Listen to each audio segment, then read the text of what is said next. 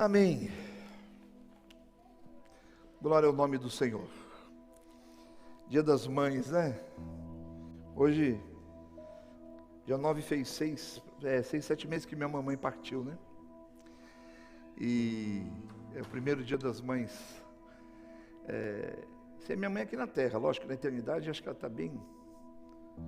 A festa lá deve estar muito mais incrementada, né? E essa semana também, dia 18 agora, ela faria aniversário, né? Uma semana um pouquinho mais saudosa para a gente, ainda mais que é o comecinho. Mas, Gia, tudo vai ficar bem, viu? Tudo vai ficar bem.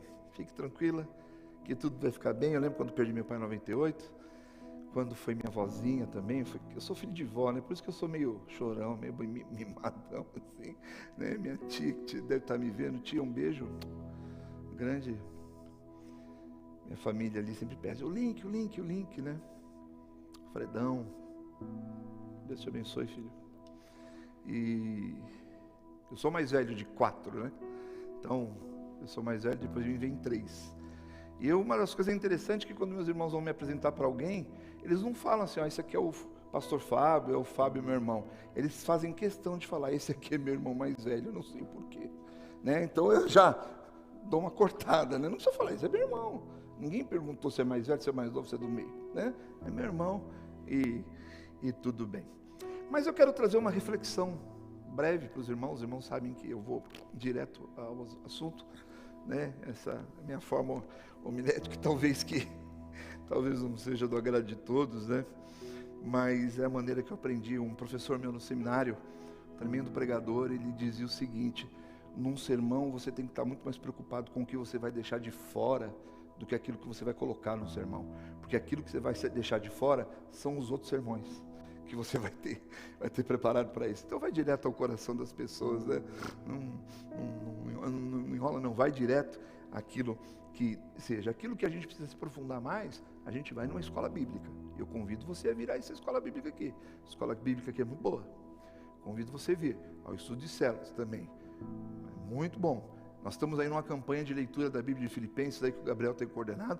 Participe, é muito bom, tem muita coisa. Agora aqui nós vamos ouvir o recado do coração de Deus. O que Deus tem para... E eu venho pelo caminho. A Cássia ela fala que eu sou louco. Deus, o que esse povo precisa ouvir hoje? Deus, o que esse povo precisa ouvir hoje? Deus, o que esse povo precisa ouvir hoje? E Deus, o que eu preciso ouvir hoje? Antes do povo. O que eu preciso ouvir hoje? Quero convidar você a abrir sua Bíblia na segunda de Reis, carta aos Reis, né? Segundo livro de Reis, capítulo 4, versículo 1. Deixando claro que na Bíblia hebraica não existe essa divisão, viu? De 1 Reis, 2 Reis, 1 Crônicas, 2 Crônicas, né? Não existe, tá? É Reis, é livro dos reis, livro de crônicas, né? E aí vai. Não tem essa divisão, ok? Só para dar aquele toquezinho de mania de professor, ok? Capítulo 4, versículo 1, nós temos aquela passagem que fala de Eliseu, que aumenta o azeite da viúva, né? Certa mulher, das mulheres dos discípulos dos profetas, clamou a Eliseu. Eliseu foi o profeta que ficou no lugar de Elias, dizendo: meu marido, teu servo, morreu, e tu sabes que ele temia ao Senhor. É chegado o credor para levar os meus 2 filhos para serem escravos. É chegado o credor para levar os meus 2 filhos para serem escravos. Senhor, mais uma vez nos elevamos ao Senhor, humildemente, dobrando o nosso coração, pedindo iluminação. Iluminação para o pregador, iluminação para aqueles que estarão ouvindo, que teu Espírito abra os ouvidos, os olhos espirituais, nos dê discernimento e fale através da boca do pregador. Nós nos preparamos, agora nós precisamos da tua unção e eu preciso urgentemente da tua intervenção, porque sem ti eu nada posso fazer e eu me escondo atrás da tua cruz, porque o Senhor é o pregador dos pregadores, o Senhor dos senhores. Eu oro em nome dele, o Cristo, o nosso amado Redentor. Amém.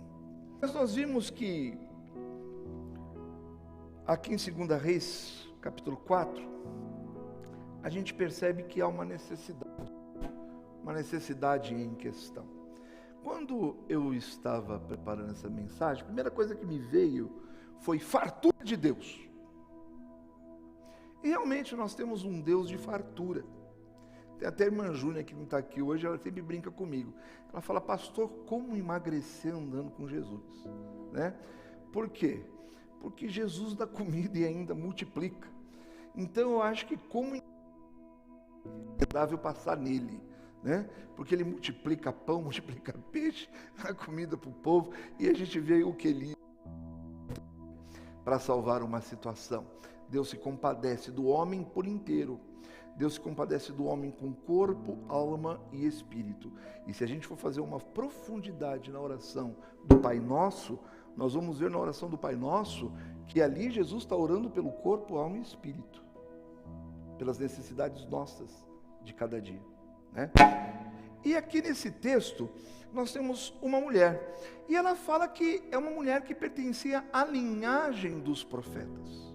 Ela era esposa de um profeta que havia falecido, né? E como aquela questão que a gente fala, né? Existem profetas da Bíblia que não são citados o nome? Existem, que não eram citados o nome. Existiam as escolas de profetas. E aquele homem tinha sido seguidor, provavelmente, de Eliseu, o marido daquela mulher. E de repente fala que veio os credores, é sinal o quê? Que o profeta deve ter, ao partir, deixado algum espaço de necessidade em sua casa. Então, eu fiquei pensando, mãe desesperada, fartura de Deus. Eu acho o melhor item. Porque qual a mãe que não se preocupou com o seu filho?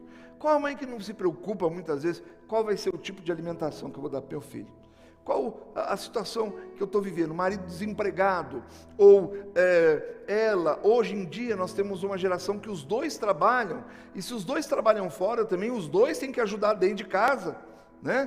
Para poder ajudar um ao outro ali, e a preocupação, e passamos por experiências, passamos por situações já de dois desempregados, e ali vai, e Deus, a gente fala, puxa, eu cheguei até aqui foi porque Deus me sustentou. Se eu cheguei até aqui foi porque Deus me susteve. Me lembro de diversas situações. Meu pai, ele era no início, quando eu nasci, meu pai trabalhava com aplicação de cascolac, aplicava, raspava sinteco, trabalhava com cascolac e tal, mas depois meu pai virou zelador. E aí era eu e mais, como eu disse, né, mais 3, a minha irmã veio rapa do tacho, bem depois, e a gente morava assim. Zelador não é fácil, porque a gente morava em último andar, criança você não pode controlar, de fazer barulho, qualquer coisinha de reunião de prédio, condomínio é a conta da casa do zelador, ele tem demais, conta demais, é luz do zelador, não é fácil, aparece um risco no elevador, foram os filhos do zelador, né? E eu ainda não tive isso. A Cássia ainda morou num prédio cujo qual a entrada de funcionário era separada da entrada normal, hoje coisa que é proibida por lei, mas a gente vivia isso. Mas eu me lembro que quando eu entreguei minha vida a Jesus Cristo, e eu fui o primeiro da minha casa e comecei a levar as pessoas de casa, eu me lembro de situações difíceis que meu pai passava, momentos difíceis para sustentar 4 filhos. Naquela época não se ganhava uniforme, naquela época não tinha bolsa, naquela época não tinha auxílio, naquela época você não ganhava uniforme para calunga, para trocar por um uniforme. Não estou condenando isso, mas estou dizendo que não existia. A gente esperava aquela musiquinha do mapping, até meia-noite. Mapping é a liquidação, e você ia lá para comprar teu material escolar, comprar o teu conga tinha que durar, aquilo ficava liso, durava todo ano. Quando vinha um bambo, vinha um quichute, meu Deus, você nem dormia, de tanta alegria, tanta felicidade. A Havaiana tinha que aguentar lá o prego, para aguentar aquela coisa, porque era, né?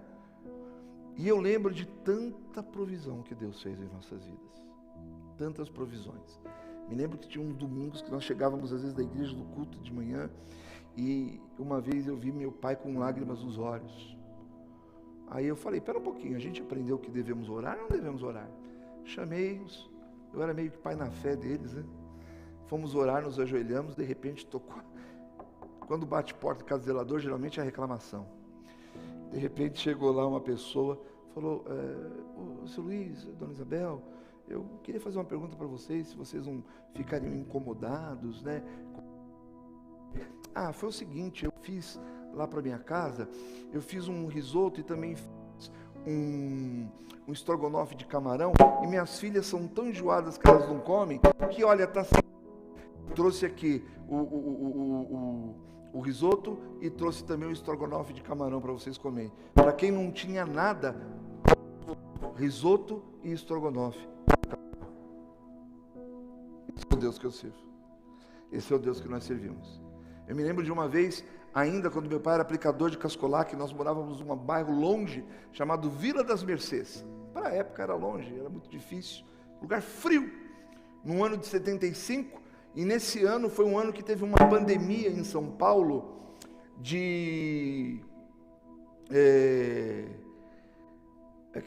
vou me lembrar o nome da doença. Uma pandemia de meningite em 1975.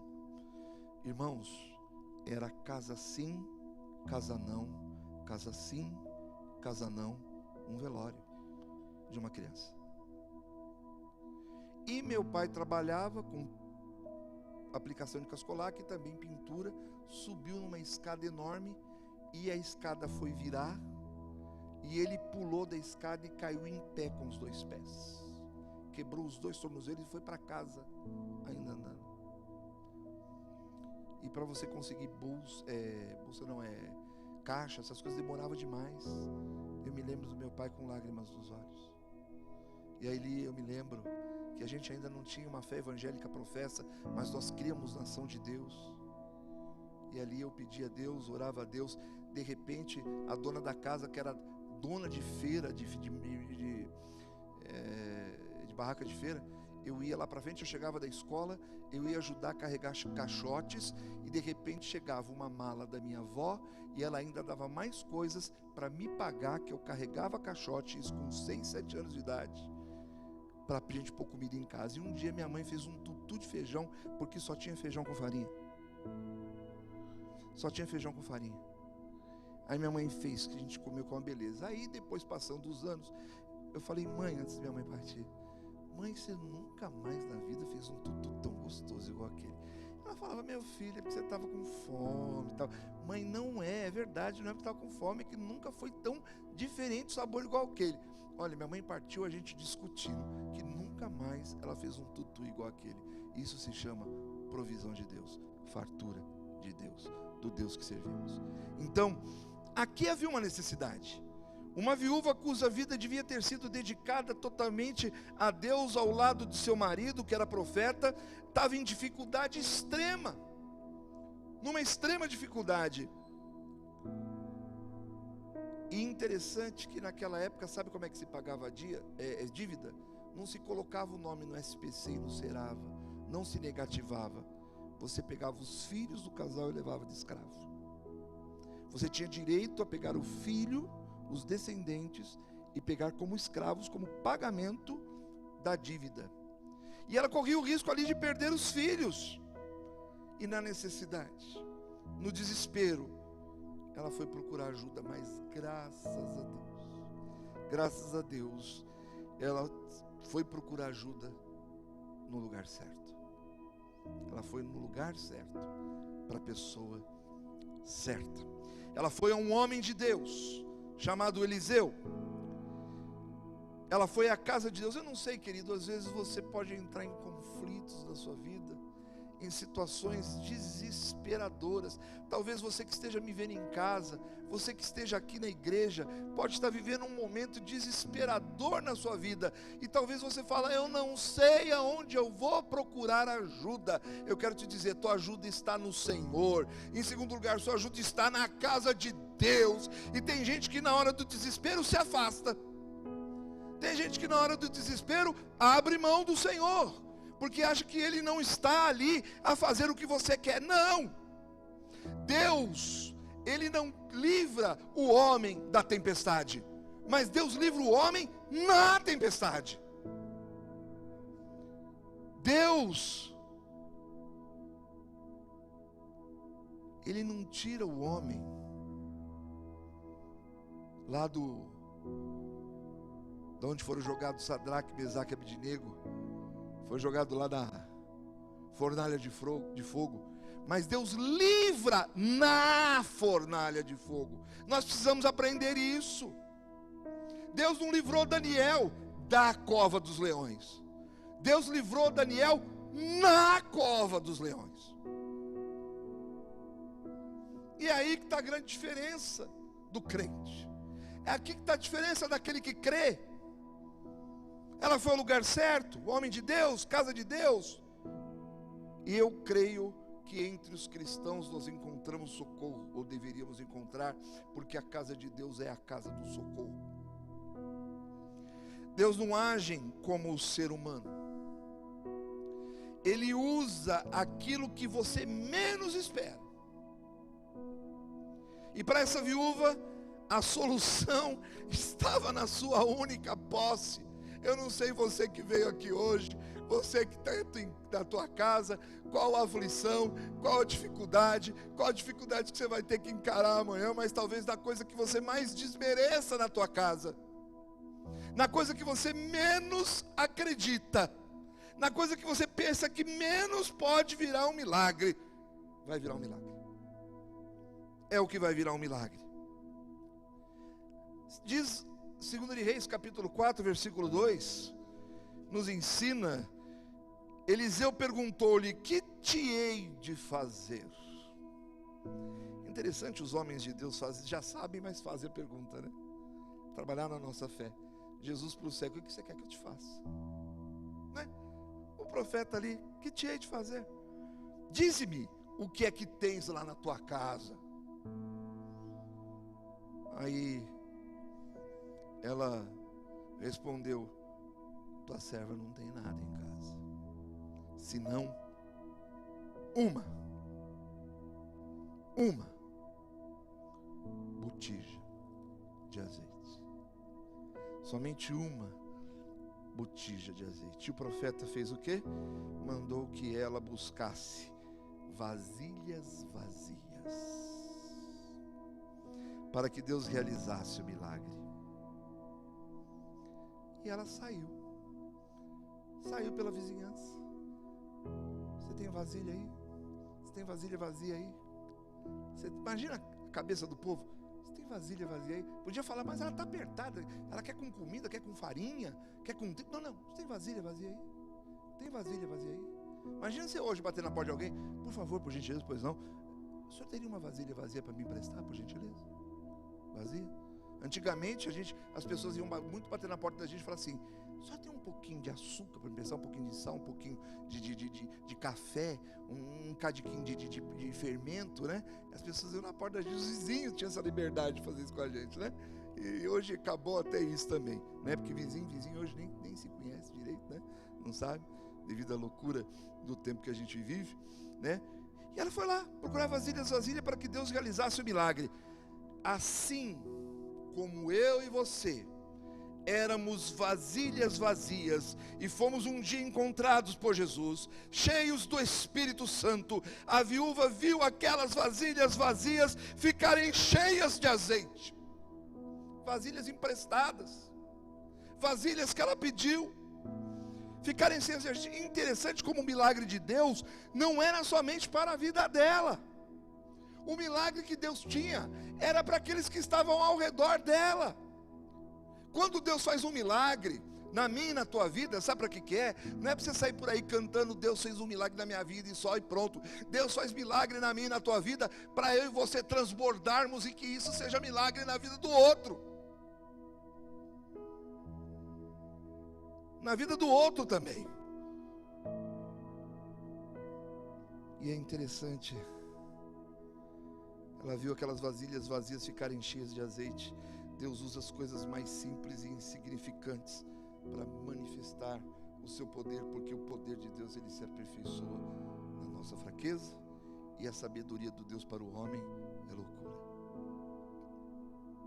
De acordo com as riquezas de Deus, o profeta Eliseu orientou que a viúva pegasse muitas vasilhas. Ele ainda disse, olha o versículo 3 aqui do capítulo 4, o que ele diz?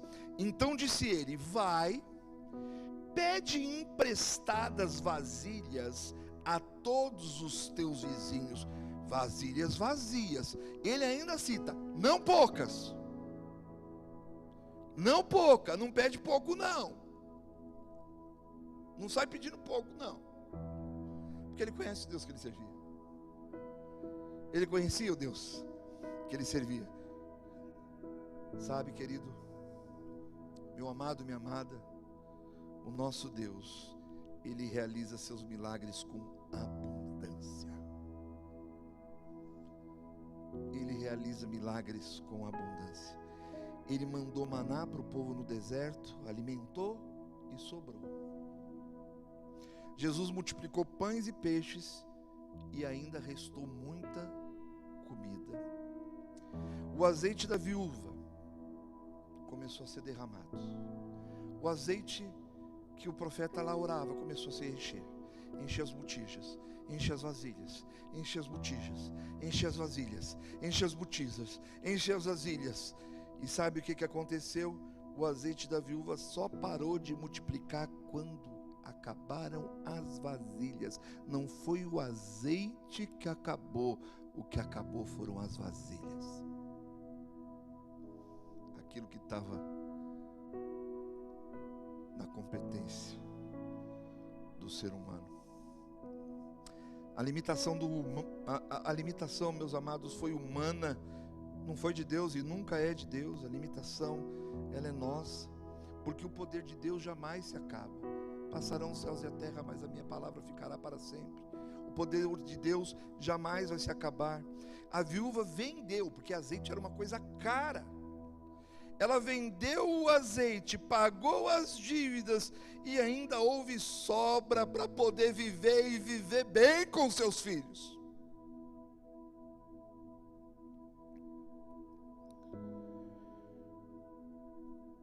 A pergunta que não se quer calar, como eu costumo falar, para você que está aqui, você que está em casa. Talvez a vasilha vazia seja a nossa vida. Como é que está a tua vasilha? Deus quer operar um milagre, mas nós levamos a vasilha até Ele. Como é que está a nossa vida? A nossa vasilha é uma vasilha vazia, disposta a ser cheia do Espírito de Deus, ou dos conceitos desse mundo, ou das orientações desse mundo. Eu quero te dar um conselho hoje à noite, antes da gente terminar. Dizem que conselho era bom, se fosse bom ninguém dava, vendia, mas eu vou te dar como servo de Deus, e é para a minha vida também. Toma a vasilha vazia da tua vida e leva para o Senhor. Leva hoje a vasilha vazia da tua vida. Leva para o Senhor. Leva hoje. Sabe o que vai acontecer? Ele vai encher abundantemente com sua graça. Como Paulo nos escreve em Efésios capítulo 3, versículo 20, aquele que é poderoso para fazer muito mais além daquilo que pedimos ou pensamos, segundo o poder que em nós opera. Somos as vasilhas. Como é que está a tua vasilha? Está precisando ser cheia? Hoje é o dia. Apresenta ela diante de Jesus. Apresenta ela diante de Deus. Ele vai encher abundantemente com a sua graça. Ele vai encher abundantemente com o seu amor. Ele vai encher abundantemente com o seu Espírito. Sabe para quê? Para que você tenha conforto, para que você tenha paz e para que você seja um instrumento de salvação de vidas. Sabe por quê? porque eu fico imaginando, quando ela foi devolver vasilhas, ela devolveu, mas ela não devolveu vasilhas vazias. Tinha azeite. Quem emprestou vasilha para ela, levou azeite. Quem levou vasilha vazia, levou azeite. Ah, você trouxe vasilha vazia hoje. Você vai apresentar diante do Senhor. Você vai levar azeite. Você vai levar a unção do Espírito. Você vai levar a ação de Deus na tua família. Você vai levar a ação de Deus na tua casa. Você vai levar a ação de Deus na tua saúde. Você vai levar a ação de Deus no teu trabalho. Você vai levar a ação de Deus nos seus vizinhos. Você vai levar a ação de Deus aonde você puser os pés. Bem-aventurado serás ao entrar e sair de qualquer lugar, porque a mão do Senhor vai te acompanhar. Aleluia.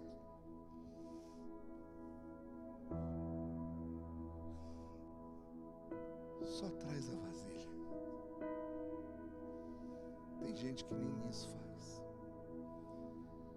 Nem trazer a vasilha, nem pedir a vasilha.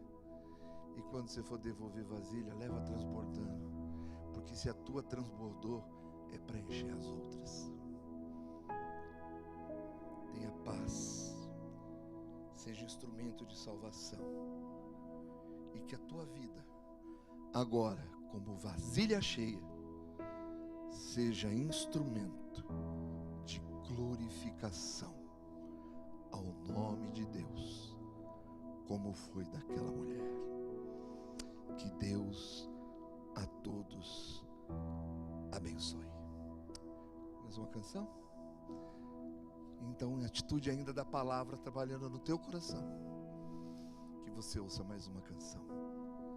A tua vasilha, pega ela, leva, porque o Senhor vai fazer um grande milagre. O transbordar de Deus no teu coração, na tua vida, no teu lar, vai acontecer.